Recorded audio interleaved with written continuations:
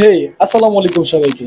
তো আজকে আমি যাব রহস্যময় মেলঘুম ট্রেল, যা চট্টগ্রামের মিরাসরাইতে অবস্থিত। তো আপনারা এখানে কিভাবে আসবেন এবং এর সমস্ত সৌন্দর্য সহ থাকছে সম্পূর্ণ একটি ভ্রমণ গাইডলাইন। সো চলুন ভিডিও শুরু করা যাক।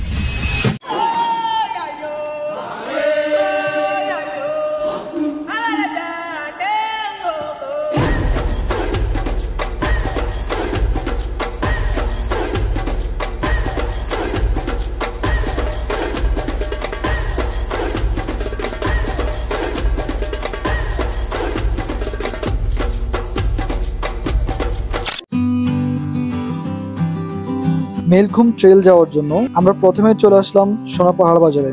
তো আপনারা যদি আমাদের মতো আসতে চান তাহলে যেভাবে আসতে পারেন, ঢাকার সায়দাবাদ বাস টার্মিনাল থেকে চট্টগ্রামগামী যে কোনো বাসে আপনি যেতে পারেন।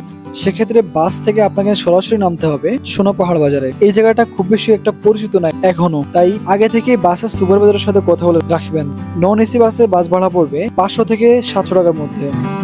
আপনারা চাইলে সোনাপাহাড় বাজারে নেমে হেঁটেই চলে যেতে পারবেন, অথবা আমাদের মতো চাইলে সময় বাঁচাতে সিএনজিতে চলে যেতে পারবেন জনপ্রতি 20 টাকা দিয়ে রেল লাইনের সামনে। এই রেল লাইনটা ক্রস করে আপনাদেরকে কিন্তু এই পথটা ধরেই সামনের দিকে এগোতে হবে। যাওয়ার পথে আপনারা কিন্তু এখানে একটা দোকান দেখতে পাবেন। তো আপনারা চাইলে আপনাদের ব্যাগ এখানে রেখে জনপ্রতি 20 টাকা দিয়ে দেন আপনারা ভিতরের দিকে যেতে পারেন। এই রাস্তা দিয়ে যেতে হবে, বুঝছেন? এখানে কিন্তু 3টা রাস্তা আছে, তো ভুলে যাওয়ার সম্ভাবনা থাকতে পারে। আপনারা কিন্তু এই রাস্তা মানে সোজাসুজি রাস্তাটা আছে, এই রাস্তা দিয়ে সামনের দিকে এগোবেন।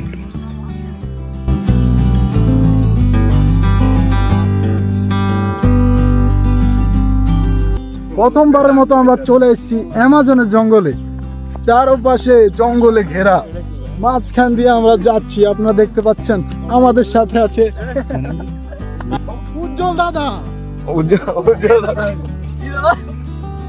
আমরা আস্তে আস্তে প্রায় 4টা বেজে গেছে, এখন আমরা যাচ্ছি। আই হোপ আমরা মজা পাবো, বিকজ মেলঘুমে মনে হয় না এখন কেউ আছে। আমরা এই শুধু এই 5-6 জন যাবো, দেখি। হ্যাঁ অবশ্যই নেবো, কেন নেবো না? বন্ধু কি অবস্থা বলো? আরে তুমি তো একবারে ভরে দিয়ে দিয়েছো। হ্যাঁ, ট্রাভেল করতে করতে জীবন শেষ নাকি? অ্যাডভেঞ্চার কেমন কেমন বলো, কেমন অ্যাডভেঞ্চার কেমন পাইতেছো বলো? অ্যামেজিং না? গুড। ফার্স্ট টাইম আমার মেলঘুম আসা, দেখি ভিতরে কি আছে আপনাদেরকে দেখানোর চেষ্টা করব। আপনারা বেশ কিছুটা পথ আসার পর এরকম ঝিরি দেখতে পাবেন। এই ঝিরিটা কিন্তু এখান থেকে শুরু হয়েছে, মানে সামনে আরো অনেকটা পথ আমাদেরকে যাইতে হবে। So let's see.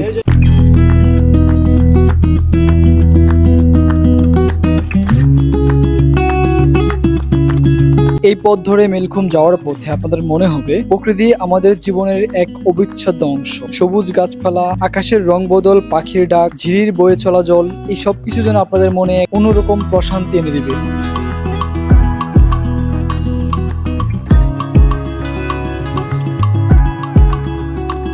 বেশ কিছু সময়, প্রায় 25 মিনিটের মতো হাঁটার পর আমরা ঝিরিপথ পেয়েছি। এখন ঝিরিপথ ধরে হেঁটে চলছি। কষ্ট অনেকটা কমে গেছে, কারণ ঠান্ডা পানি ভালো লাগে। আমরা মেবি কাছাকাছি চলে আসছি, চলে এসছি। আমাদের সাথে আরও একটা টিম যোগ হয়েছে, ওনারাও মেবি 5-6 জন আছে। তো আমরা সবাই মিলে একসাথে যাচ্ছি। এই দিন আর আসছে দিকে ঝিরিপথ দিয়ে হাঁটার সময় আপনারা কিন্তু উপরে দেখতে পাবেন যে লেবু চাষ হচ্ছে। এখানে কিন্তু অসংখ্য লেবু গাছ আছে, ওনারা এখানে লেবু চাষ করে। তো আপনারা এই লেবু গাছ থেকে লেবু ছিঁড়বেন না, বিকজ যদি ওনারা দেখে ফেলে তাহলে 1000 টাকা জরিমানা, যেটা সামনে ওনারা নির্দেশনা হিসাবে লিখিয়ে দিয়েছিল। তো আমি দেখে উপভোগ করেন, ছিলেন না। এই ঝিরিপথ দিয়ে কিন্তু আপনাকে বেশ কিছু সময় হাঁটতে হবে, মোটামুটি 40 থেকে 1 ঘন্টা হাঁটতে হবে। বিকজ ঝিরিপথের আগে কিন্তু প্রায় 20 থেকে 25 মিনিট হাঁটা লাগে। ঝিরিপথ দিয়ে হাঁটতে হবে, দেন কিন্তু আপনি সেই কাঙ্ক্ষিত মেলঘুমে পৌঁছাতে পারবেন। অবশেষে আমরা পৌঁছে গেলাম সেই মেলঘুমের ভিতরে। তো মেলঘুমে দেখুন পানি কম আছে, যার কারণে আমরা হেঁটে ভিতরে ঢুকতে পারছি। অসাধারণ অসাধারণ, জোস, মাশাআল্লাহ, সুবহানাল্লাহ সুবহানাল্লাহ। এই হচ্ছে সেই মেলঘুম ট্রেল। এটা কিন্তু আমরা এখন প্রায় অলরেডি বিকেল 4টা বাজে, যার কারণে এরকম অন্ধকার আসতেছে। আর যদি আমরা সকালে আসতাম তাহলে হয়তো আরও সুন্দর ভিউ পাইতাম।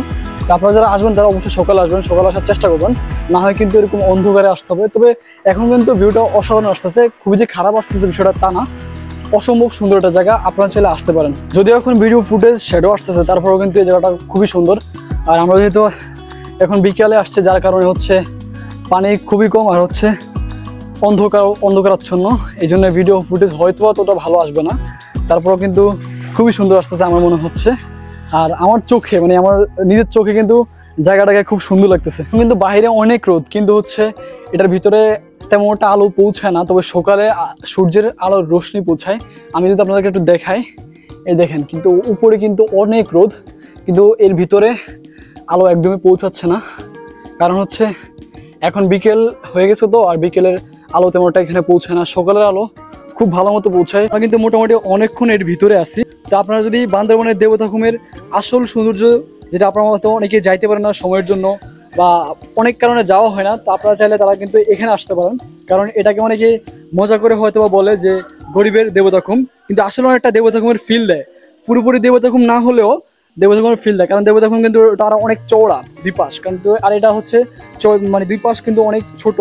আর এখানে কিন্তু যদি পানি বেশি থাকে তাহলে কিন্তু এখানে স্থানীয় মানুষ হয়তো ভেলা দিলে আরও অনেক সুবিধা হতো আমাদের যারা পর্যটক এখানে আসে এবং ঘুরতে পারতো এবং ভেলা দিয়েও চড়তে পারতো। আর সমস্যা হচ্ছে এখানে পানি মাঝে মাঝে বেশি থাকে, মাঝে মাঝে কম থাকে, এটা একটা সমস্যা। তবে যদি যতক্ষণ পানি পায়, যতদিন পর্যন্ত পানি থাকে, ততদিন যদি ভেলা দেয় আমাদের পর্যটকদের জন্য ভালো এবং এখানে যারা স্থানীয় আছে তাদের জন্য ভালো।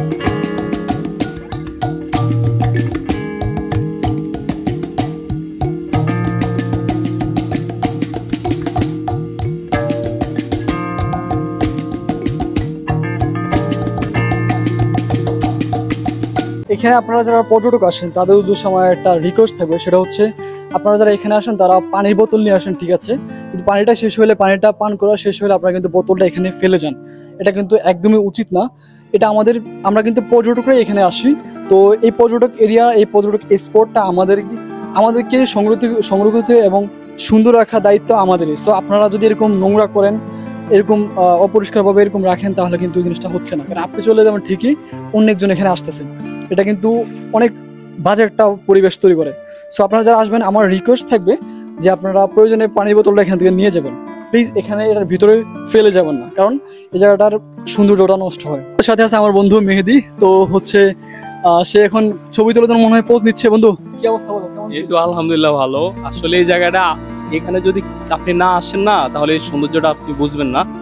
তবে সাজেস্ট থাকবে যদি আপনাদের ধৈর্য থাকে তাহলে আসতে পারেন, না হলে ধৈর্য হারা হলে আসা পসিবল না, কারণ হচ্ছে আমরা মেবি 2 ঘন্টা পথ ফাড়িতে এখানে আসছি। সো এখানে একটা ধৈর্যের ব্যাপার স্যাপার আছে, তো ধৈর্য না থাকলে আসা পসিবল না। আর অবশ্যই সকালবেলা আসা ট্রাই করবেন, বিকালে আসলে আপনি বাইর হইতে হইতে একদম সন্ধ্যা হয়ে যাবে, সো তখন অনেক রিস্ক হয়ে যাবে। আশা করবেন সকাল আসা।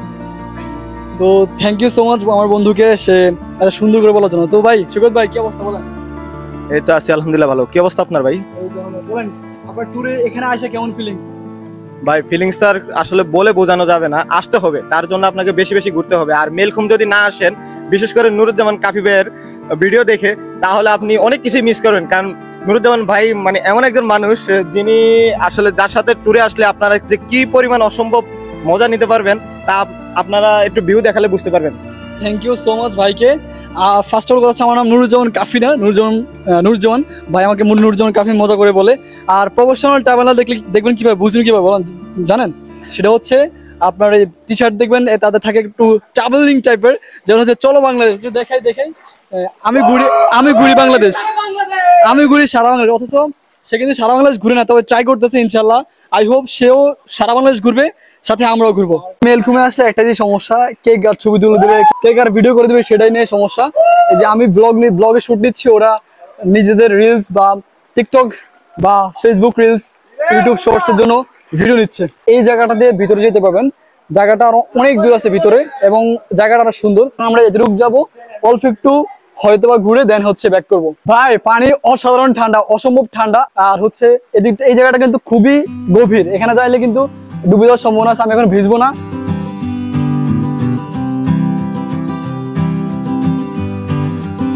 ওখান থেকে আরো বেশ কিছুটা ভেতরের দিকে আসলে আপনারা কিন্তু এরকম চিকন সরু রাস্তা দেখতে পাবেন, যে রাস্তাটা দিয়ে কিন্তু আপনাদেরকে ভেতরের দিকে যেতে হবে। যারা খুবই অ্যাডভেঞ্চার প্রেমী এরকম মানুষ ছাড়া এখানে কিন্তু আসা পসিবল না। সাধারণ মানুষ এখানে আসলে কিন্তু ইনজুরি হওয়ার সম্ভাবনা থাকে। তো আপনারা যারা তারপরে আসবেন অবশ্যই সাবধানতা অবলম্বন করে দেন ভিতরের দিকে যাবেন, কারণ ভিতরে যত যাবেন তত রাস্তা দুই সাইড কিন্তু চিকন হয়ে আসবে। তো আপনাদের সামনের দিকে যাওয়ার সময় আরো সমস্যা হতে পারে। সো সাবধানতা অবলম্বন করে দেন সামনের দিকে যাবেন।